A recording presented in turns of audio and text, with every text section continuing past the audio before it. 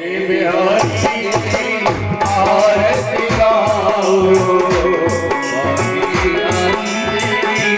आरती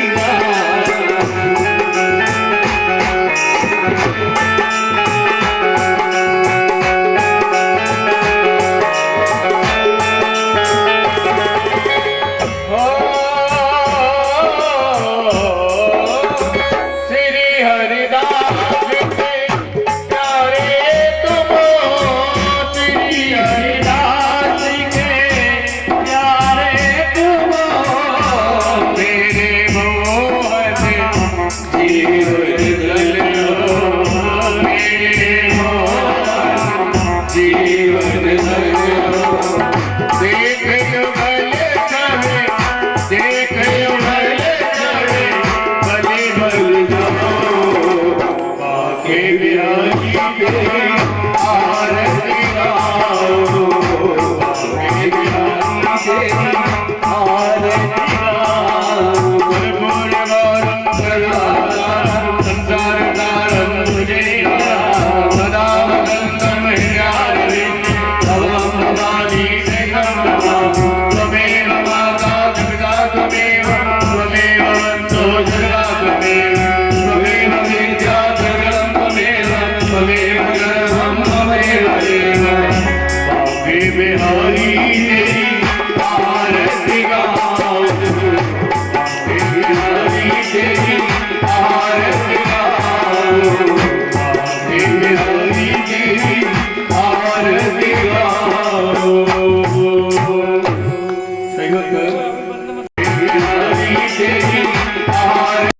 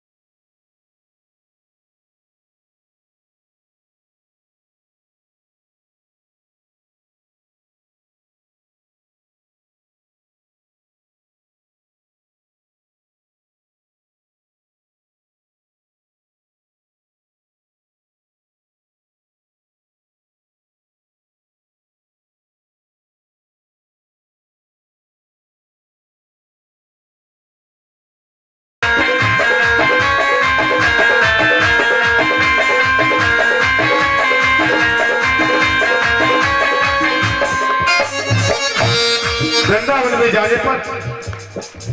अरे वृंदावन को जो कोई जावे, वृंदावन को जो कोई जीवन अपनो सफल बनावे, जीवन अपनो सफल बनावे।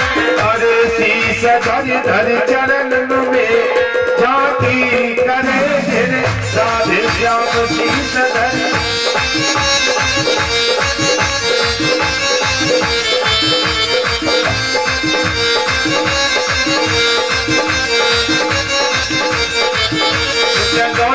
वृंदावन को जाति करेंगे राधे श्याम चलो मन, वृंदावन को जाति करेंगे राधे श्याम।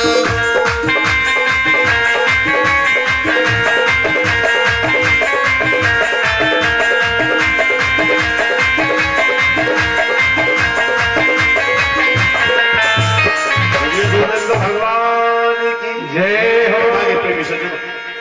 प्रभु वृंदावन आ गए। या भगवान ने बछड़े चराने का काम किया। कंस का भेजा हुआ एक राक्षस बछड़ा बन के आ गया। बत्सासुर नाम है। प्रभु ने पहचान लिया, पिछली टांगे पूंछ पकड़ी, हवा में घुमाया, कैद के बच्चों के ऊपर फेंक दिया। चीत्कार करता हुआ बत्सासुर संसार से विदा हो गया। एक दिन प्रभु वृंदावन आने के बाद यमुना पर बछड़ों को पानी पिलाने गए। बकासुर नाम का राक्षस आ गया।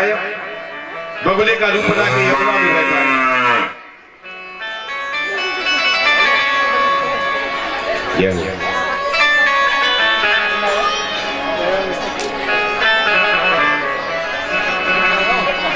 बगुले का रूप बना के यमुना में बैठा है बकासुर। भगवान को निगलना चाहता है। प्रभु ने चोंच पकड़ के बीच से चीर दिया। अच्छा, क्या है ये भागवत की कथा? बड़ी लंबी कहानी, बड़े सूक्ष्म में समझिए। मैंने बताया था यमुना भक्ति है, गंगा ज्ञान है। और भक्ति रूपी यमुना में कौन बैठा है? बगुला, बकासुर। और बगुला का अर्थ क्या है? पाखंड। बगुला बोले पाखंड। और भगवान कहते हैं दुनिया में हर जगह पाखंड करो, पर मेरी भक्ति में पाखंड मत करो। यदि भक्ति में पाखंड करोगे तो भगवान ऐसे पाखंड का नाश कर देते हैं। बोलिए सच्चिदानंद भगवान की।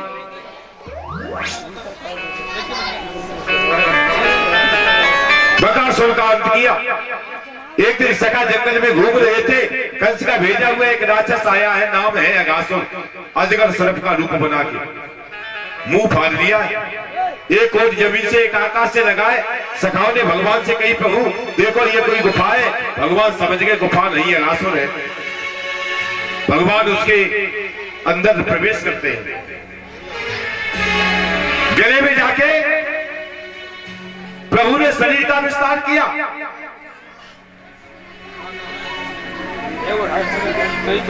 और जैसे ही विस्तार किया उसकी श्वास घुटने लगी और अगासुर के प्राण ब्रह्म रंध्र फोड़ के निकले और भगवान श्री कृष्ण में लीन हो गए। बोलिए सच्चिदानंद भगवान।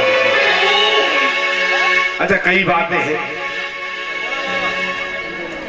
ऐसा सांप कभी देखा है महाराज परीक्षित जी, जिसका मुंह जमीन से आकाश तक फटा हो? भागवत में ही सुनने को मिलता है।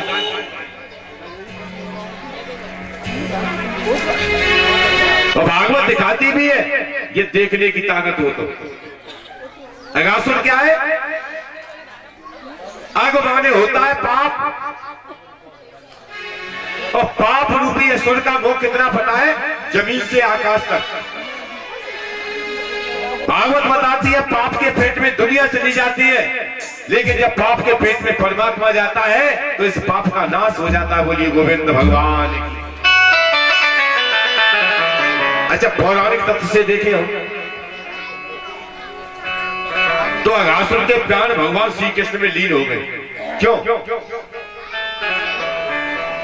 क्योंकि अगासुर ने भगवान को कहां बिठाया है? अपने अंदर। और संत कहते हैं अपने अंदर दुनिया को नहीं भगवान को बिठाओ। और जिसके हृदय में भगवान बैठे होते वो भगवान का प्यारा हो जाता। बोलिए सच्चिदानंद भगवान की। कथा के प्रेमी सज्जनों, इधर कई दिनों से ब्रज की गोपिकाओं के जब से कन्हैया वृंदावन गए हैं दर्शन नहीं हुए, तो होली खेलने का बहाना लेके वृंदावन चली आई। भगवान को पगड़ा रंग बिरंगा बना दिया, लाला से लाली बना दिया प्रभु को। गोपिकाओं ने पकड़ के बिठा लिया कन्हैया को, आंखों में काजल, होठों पे लिपस्टिक, लड़कियों जैसा श्रृंगार बनाया, पैरों पे महावर रख दी। प्रभु तो लीला कर रहे थे और उस समय ब्रह्मा जी आए थे भगवान का दर्शन करने। ब्रह्मा जी ने देखा ये कैसा भगवान है जो लाला से लाली बन गए। खुद ही वेद में लिखा ब्रह्मा भूल गए, अपना लिखा हुआ भूल गए कि तुम स्त्री, तुम मानस, तुम कुमार और तुमा कुमारी। ईश्वर नर है, ईश्वर नारी है, ईश्वर कुमार है, ईश्वर कुमारी है। संसार का हर रूप उसी का तो है। अपना लिखा हुआ ब्रह्मा भूल गए, चक्कर में पड़ गए। सोचा परीक्षा ले लूं तो भगवान के बछड़े चुरा लिए। प्रभु बछड़े ढूंढने गए तब तक सखा चुरा लिया। भगवान समझ गए ब्रह्मा हमसे खेल खेल रहे। प्रभु ने उतने ही बछड़े और उतने ही सखाओं का रूप धारण कर लिया और जैसी लीला पहले चल रही थी वैसे ही चलने लगी। कहता कि प्रेमी सज्जनों, लीला वैसी चल रही है। एक दिन ब्रह्मा जी देखने आए तो ब्रज में वैसे ही सखा, वैसे ही बछड़े। मन में सोचा ये क्या है, हकीकत जानने की कोशिश कर रहे थे। तब तक भगवान श्री कृष्ण ब्रह्मा का रूप बना के ब्रह्मलोक पहुंच गए। सेवकों से कहा देखो भैया ये दुनिया बड़ी नकली हो गई है, बड़े बनावटी लोग घूम रहे हैं दुनिया में। सेवकों ने पूछा महाराज क्या हुआ। भगवान कहने लगे एक नकली ब्रह्मा घूम रहा है, मेरे जैसे 4 सिर है, लंबी दाढ़ी है। यदि कहीं मिल जाए तो ले आना मेरे पास। ब्रह्मा जी तो हकीकत ढूंढ रहे थे, परेशान हो गए। प्रभु की लीला समझ में नहीं आई, अपने लोक में घुसे। नौकरों ने दौड़ के दाढ़ी पकड़ ली। कहो महाराज, ब्रह्मा जी ने कहा पागल हो, मैं तुम्हारा ब्रह्मा हूं। उन्होंने कहा तुम नहीं, हमारा ब्रह्मा तो घर में बैठा है। ब्रह्मा जी ने कहा दिखाना। तो जाके श्री कृष्ण को ब्रह्मा बना देखा, चरणों में लौट गए। कही प्रभु सो माया बस गयो भुलाई, तुम्हारी माया के बसीभूत होके भूल गया, क्षमा करिए। दिव्य लीलाएं, अद्भुत लीलाओं से कभी देवताओं को, कभी संसार के जीवों को आनंदित कर रहे प्रभु। कहता है प्रेमी सज्जनों, श्री सुखदेव जी महाराज ने बताया एक बार कंस का भेजा हुआ एक राक्षस जिसका नाम धेनुकासुर था, प्रभु को मारने आया, लेकिन कौतुक में ही प्रभु ने उसका भी वध कर दिया। लेकिन एक समस्या भगवान के सामने सबसे बड़ी यह है, किसी ने यह बताया कि यमुना के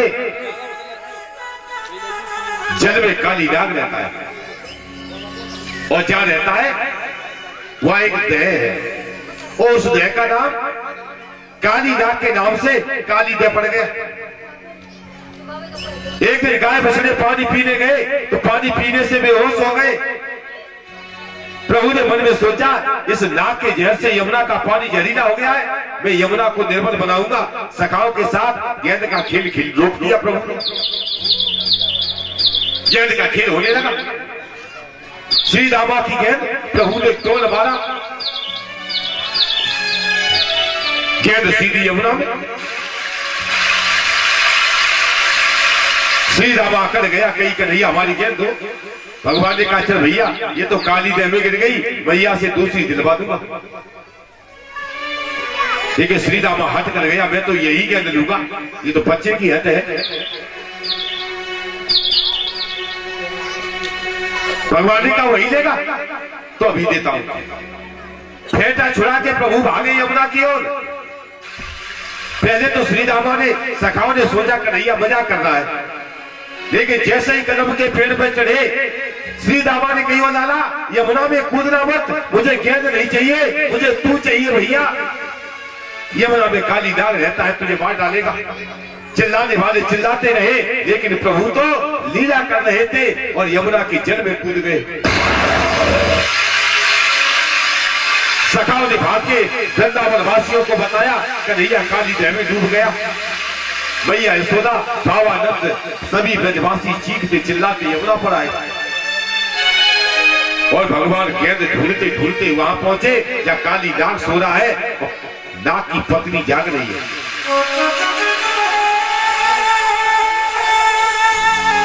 नाग की पत्नी ने कन्हैया को देखा,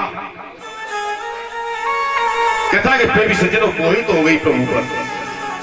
कहने लगी, लाला कौन है तू? बड़ा सुंदर लग रहा है मुझे। कौन बोलते हैं? नागिनी। किस पर? कृष्ण पर। मैंने बताया, जीवा नाम चित्तम आकर्षक सह कृष्ण, जो केवल मनुष्यों का नहीं, संसार के समस्त जीवों का चित्त अपनी ओर खींच लेता है, उसका नाम कृष्ण है। किसका चित्त खींच लिया प्रभु ने? जो मुंह से लेके पूंछ तक जहर से भरी पड़ी है, बिल्कुल जहरीली है, नागिन है, और नागिन भी प्रभु पर मोहित है। ये कृष्ण की महिमा है, ये कृष्ण दर्शन है। कहीं लाला क्यों आए हो? भगवान ने कही, नागिनी हमारी गेंद गिर गई यमुना में, न तो गेंद मिली न तेरे अलावा कोई और मिला।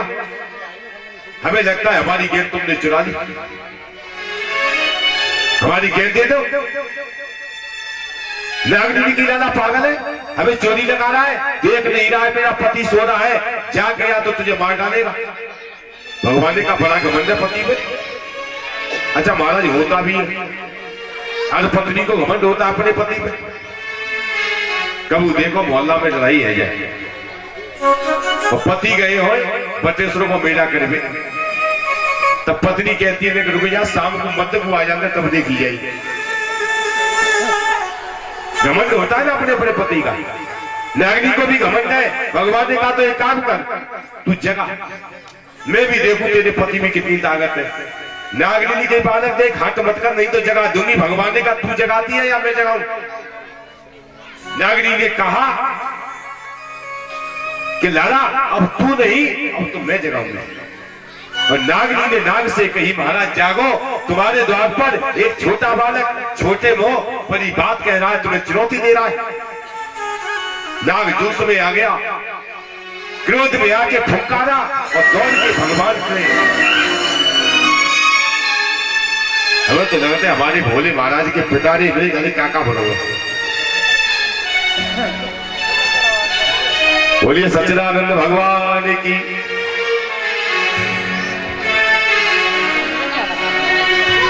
नाग लिपट गया प्रभु से, और लिपट क्यों नहीं जाता? पत्नी ने जो भेजा है। आपने कभी तीतर की लड़ाई देखी है? हमारे बुजुर्ग बताया करते हैं कि जब तीतर लड़ते हैं तो तीतर के बीच में तितलियां बैठी होती है, और महाराज तितलियां टीप मारते बीच में तो चाहे तीतर के प्राण चले जाए पीछे हटता नहीं है, जान लगा लेता है लड़ाई में। अब पत्नी भेज रही है तो पति कमजोर क्यों पड़ जाए? लेकिन प्रभु ने शरीर का विस्तार किया, और प्रभु के शरीर के विस्तार करते ही काली नाग की हड्डियां चट चट चट करके टूटने लगी, हड्डियां टूटने लगी, पकड़ ढीली हुई। प्रभु पर फन से प्रहार करता है, प्रभु लात मार के फन को तोड़ देते हैं। सैकड़ों फन है काली नाग के प्रभु की ठोकर से। आज मुख से रक्त गिरने लगा है। प्रभु उछल के उसके फनों के ऊपर चढ़ गए, लात मार मार के फन को चल रहे प्रभु। मुंह से खून गिरा। नागिनी ने देखा ये हालत हो गई पति की, हाथ जोड़े कहीं प्रभु पहचान नहीं पाए, छोड़ो गलती हो गई। काली नाग ने वंदना की, नाथ मुझे क्षमा करिए, हे गोविंद मैं आपको जान नहीं पाया। भगवान ने कहा क्षमा तो तब करूंगा तब जब तू मेरी यमुना छोड़ के चला जाएगा। काली नाग ने कही महाराज कहां जाऊं? यमुना से बाहर निकला, तो गरुड़ जी मुझे मार देंगे। भगवान कहते नहीं मारेंगे, क्योंकि तेरे सिर के ऊपर मेरे चरण चिन्ह बने हुए हैं, और जिसके सिर पर भगवान है दुनिया की कोई ताकत उन्हें मार नहीं सकती। एक बार एक मंदिर में एक पुजारी जी पूजा कर रहे थे भोले बाबा की। पूजा में गलती हो गई। उपाध्याय जी, भगवान भोलेनाथ नाराज हो गए, बोले तूने पूजा में गलती की है, मंदिर से बाहर जैसे ही निकलेगा, ये वर्षा हो रही है, आकाश से बिजली गिरेगी, तू मर जाएगा। भक्त भी बड़ा हाथी, बड़ा चालाक, बोला भोले बाबा तुम मुझे मार दोगे, ये ताकत तुम में नहीं है। भगवान भोलेनाथ ने कि तू निकल के दिखा मंदिर से बाहर। भोलेनाथ भी अपनी क्रोध में आ गए। भक्त ने कही महाराज नहीं मार पाओगे, हार जाओगे। भगवान कहते तू निकल के दिखा। भक्त उठा, उसमें शिवलिंग को उखाड़ा, अपने सिर पर रख लिया। कही महाराज बिजली गिरी, पहले मरो, तुरंत बाद मरेंगे हम।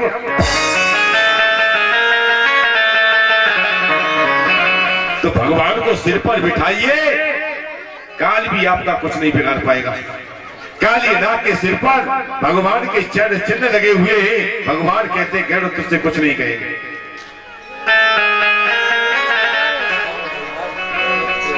कथा के प्रेमी सज्जनों, भगवान कहते काली नाग तू रमण द्वीप चला जा।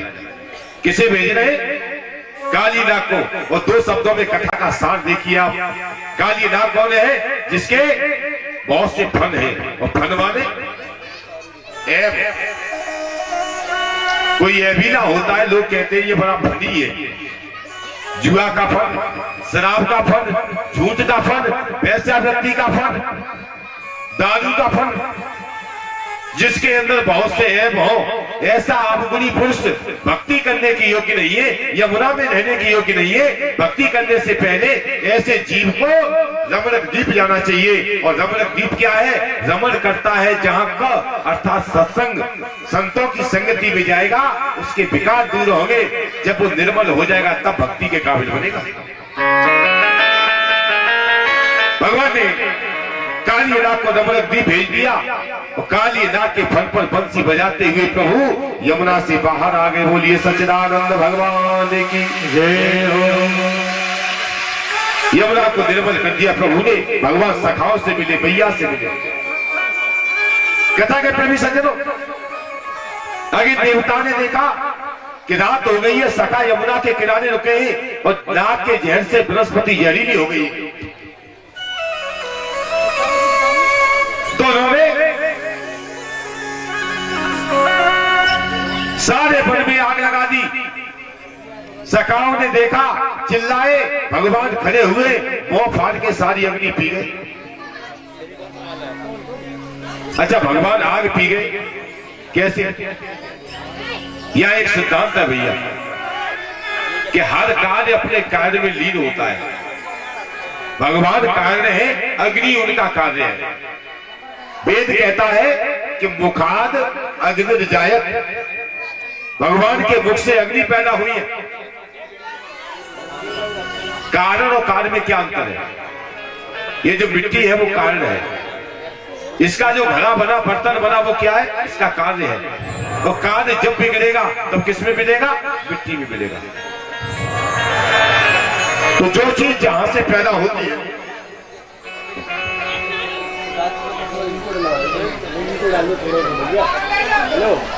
जो चीज जहां से पैदा होती है उसी भी चली जाती है। भगवान अग्नि का पान कर गए। श्री सुखदेव जी महाराज कहते राजन, इसके बाद एक प्रलंबासुर का राक्षस आया। आज दाऊ जी महाराज को पीठ पर बिठा के भाग रहा था, लेकिन दाऊ जी महाराज ने उसका अंत कर दिया। धीरे धीरे ग्रीष्म ऋतु का अंत हुआ, तो संसार का ताप आने वाली वर्षा ऋतु आई। कथा के प्रेमी सज्जनों, वर्षा ऋतु आई और वर्षा का जीवन में क्या महत्व है, एक घटना बता रहा हूं महाराज। बादशाह अकबर अपने दरबार में बैठा हुआ था, सबसे एक सवाल किया। उसने कहा एक बात बताइए, 12 में से 4 गए तो कितने बचे? सबने कहा 8, सबने कहा 8, सबने कहा 8। बीरबल से पूछा, बीरबल 12 में से 4 गए, क्या बचा? बीरबल ने की महाराज खाक, कुछ नहीं बचा। अकबर ने पूछा, पागल हो, पढ़े लिखे नहीं हो? बीरबल ने की महाराज जितने हम पढ़े उतने आप नहीं पढ़ पाए। महीना होते ही 12, 4 महीना बरसात हुए तो जब धरती पर खाकू पैदा न हुई।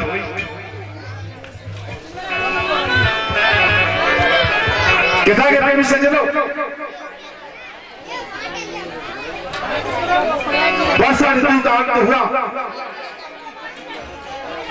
तो शरद ऋतु का आगमन हुआ और शरद ऋतु आने पर प्रभु ने